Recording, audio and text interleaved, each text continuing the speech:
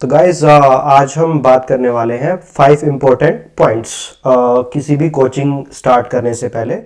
अगर आप government jobs की तैयारी कर रहे हैं या फिर किसी भी कॉम्पिटिटिव एग्जाम्स की तैयारी कर रहे हैं तो 5 इम्पोर्टेंट बातों के बारे में बात करेंगे और ये काफ़ी इम्पोर्टेंट बातें हैं।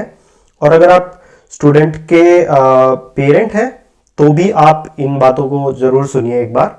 बहुत ही इंपॉर्टेंट बातें हैं। सिर्फ प्रॉब्लम नहीं बता के जाऊंगा, 5 प्रॉब्लम होती है। मोटा मोटा मैंने 5 इस वीडियो में कवर कर रहा हूँ। 5 प्रॉब्लम्स होती हैं। सिर्फ प्रॉब्लम बता के नहीं जाऊंगा, उनके सॉल्यूशंस बता के भी जाऊंगा। ठीक है, तो वीडियो एंड तक देखना, काफी इंफॉर्मेशन मिलेगी आपको। स्टडी के रिगार्डिंग तो सब बात करते हैं, बट ये जो प्रॉब्लम्स होती है ना कोचिंग के दौरान, उनके बारे में कोई बात नहीं करता है। तो फर्स्ट पॉइंट से स्टार्ट करते हैं। तो फर्स्ट पॉइंट अपना क्या रहता है कि बच्चे ने कोचिंग कॉम्पिटिटिव एग्जाम्स का सोचा और फिर वो सोचता है कि मेरे को तो कोचिंग सेंटर ज्वाइन करना है। ठीक है भाई, कोचिंग सेंटर ज्वाइन करना है। पुराने टाइम से कोचिंग होती आई है और भाई गुरुओं से शिक्षा लेते थे पुराने टाइम में भी, तो कोचिंग होती आई है। ठीक है, coaching is a good thing, बच्चे को डायरेक्शन मिल जाती है। ठीक है, पर फिर उसके चक्कर में क्या होता है, हमें तो बेस्ट कोचिंग सेंटर पे जाना है। भाई बेस्ट के चक्कर में मत पड़ो, सेकंड बेस्ट, थर्ड बेस्ट या एवरेज सा, मतलब थोड़े छोटे साइज का चूज कर लो। आप बेस्ट कोचिंग सेंटर में जाते हो, किसी भी बेस्ट कोचिंग सेंटर में चले जाना। मैं आपको रियलिटी बता रहा हूं, वहां की शेयर रियलिटी पता है क्या है? एक टीचर होता है, वो पढ़ा रहा होता है, वो स्टार टीचर होता है वहां का, और उसके बैच में 400 बच्चे बैठे होते हैं एक बैच में। आप किसी भी बड़े कोचिंग सेंटर में जाके देख लेना। सरकारी नौकरी की तैयारी करते हैं, आपको लोकेशन भी पता होगी दिल्ली में कहाँ होती है। 400 बच्चे एक बैच में बैठे हैं, आगे वालों को तो टीचर की शक्ल दिख भी रही है, क्या बोल रहा है वो सुन भी रहा है। आगे के 20-25 बच्चों को, जो पीछे बच्चे बैठे हैं ना, उनके लिए तो प्रॉपर स्क्रीन लगा रखी है और वो बोल रहा है और आप बस बैठ के सुन रहे हो। उसको स्क्रीन दिख रही है, उस पे उसकी स्पीकर लगा रखे हैं, आवाज सुन रही है ना। तुम लाइव डाउट पूछ सकते हो, डाउट सेशन अलग से होता है ना। तुम डाउट पूछ सकते ना, तुम इंटरेक्ट कर सकते, बैठ के उनकी बातें सुन लो। अगर भाई तुम्हें बातें ही सुननी है तो भाई यूट्यूब पे सुन लो ना, वहां जाने की क्या जरूरत है। एक बार उन्होंने तुमसे पैसा लिया, 400 बच्चों को एक क्लास में बिठाया और सिर्फ पढ़ाते जा रहे हैं। उनको सिलेबस खत्म करना है और खत्म।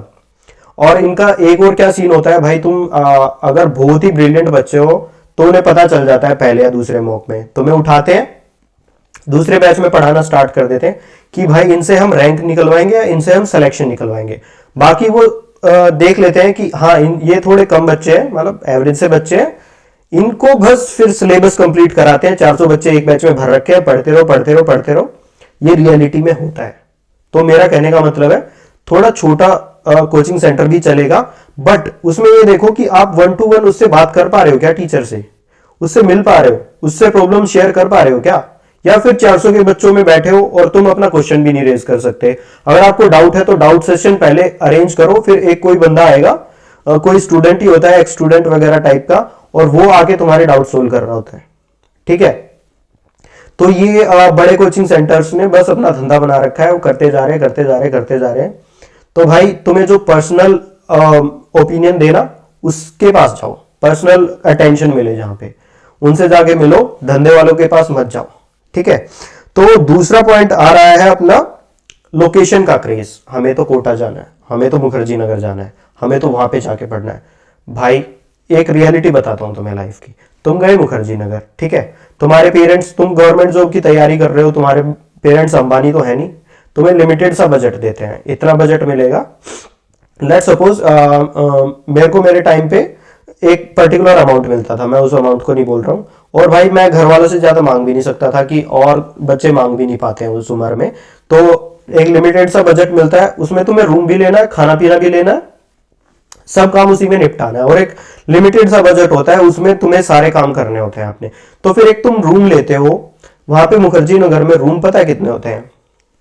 एक बेड डाला हुआ है और इतनी सी जगह हो रहा है साइड में चलने के लिए, बस उसी बेड पे बैठ के पढ़ते रहो। एक टॉयलेट है, वो सब में शेयर्ड होता है। ठीक है, उसमें इतनी घुटन फील होती है ना उस रूम में, तुम उस रूम में एज अ कैदी पड़े हुए हो। तो भाई लोकेशन के चक्कर में मत पड़ो, आजकल सब कुछ ऑनलाइन भी हो रखा है, आपके सिटीज में भी अच्छे सेंटर्स आ रखे हैं, वहां पे जाके पढ़ लो।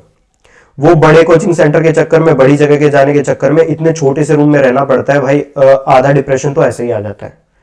ठीक है, और उनके शेयर टॉयलेट्स वगैरह होते हैं। फिर उसके बाद खाना, ठीक है, खाना खाओगे तुम पीजी उसका पीजी वगैरह का खाना लोगे। ठीक है भाई, मैं रियलिटी बता रहा हूं, मेरे साथ पेरेंट्स अगर आप सुन रहे हो ना, मैंने पहले पीजी लिया, मैं कोचिंग करने के लिए गया था, मेरे टाइम पे ऑनलाइन कोचिंग नहीं होती थी, मैं कोचिंग करने के लिए गया, मैंने पीजी लिया, मैंने पीजी का खाना स्टार्ट किया, मेरे को 14 दिन के अंदर पेट में इन्फेक्शन हो गया था। ठीक है, मैंने पीजी का खाना हटवा दिया, मैंने टिफिन लेना स्टार्ट किया, मेरे को फिर 14-15 दिन में इन्फेक्शन हो गया। और फिर मैंने तीसरी बार दूसरे टिफिन वाला सर्विस वाला लिया, फिर मेरे को इन्फेक्शन हो गया।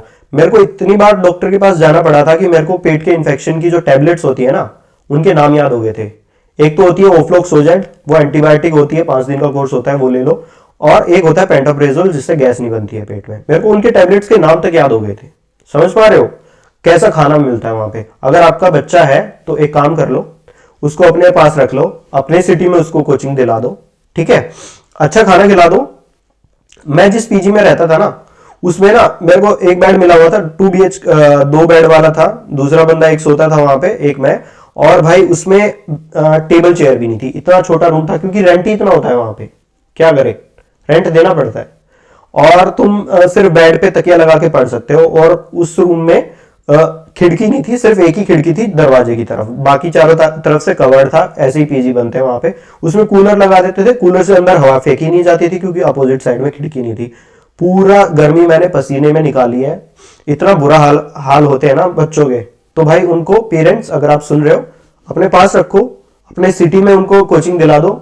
सिटी में अच्छी कोचिंग नहीं है, ऑनलाइन कोचिंग दिला दो। ऑनलाइन आजकल बहुत अच्छी कोचिंग आ रही है। उनका खाना तुम अच्छे से कर पाओगे, उनके कपड़े तुम अच्छे से धो पाओगे, घर पे अच्छे से धुल जाते हैं वॉशिंग मशीन एंड ऑल में, तुम्हें कोई टेंशन नहीं है, तुम शांति से सो पाओगे, सब सुविधा होती है घर पे।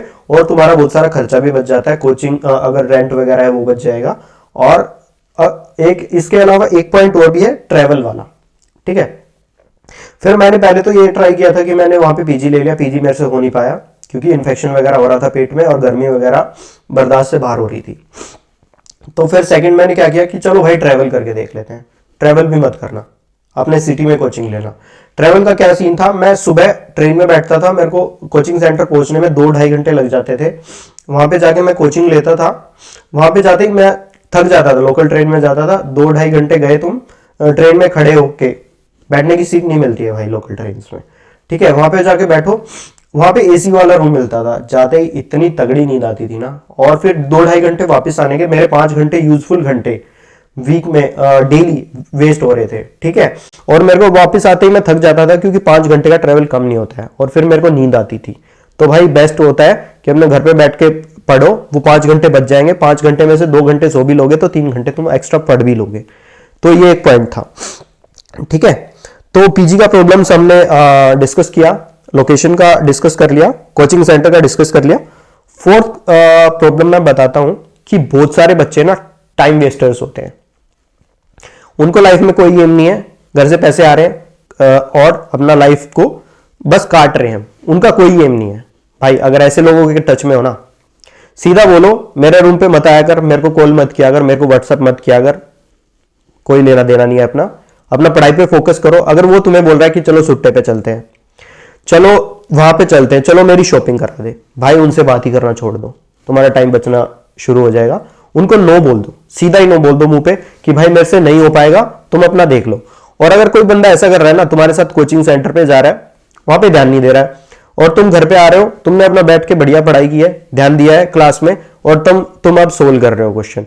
अगर वो आपसे बार एक आध कॉन्सेप्ट का ठीक है, बट अगर वो बोल रहा है बार बार कि मेरा तू ये टॉपिक करा दे, मेरे को समझ में नहीं आया, अगर बार बार आपसे रिपीट करा रहा है, तो वो आपका टाइम किल कर रहा है, क्लास में ध्यान नहीं दे रहा है, आपका टाइम किल हो रहा है।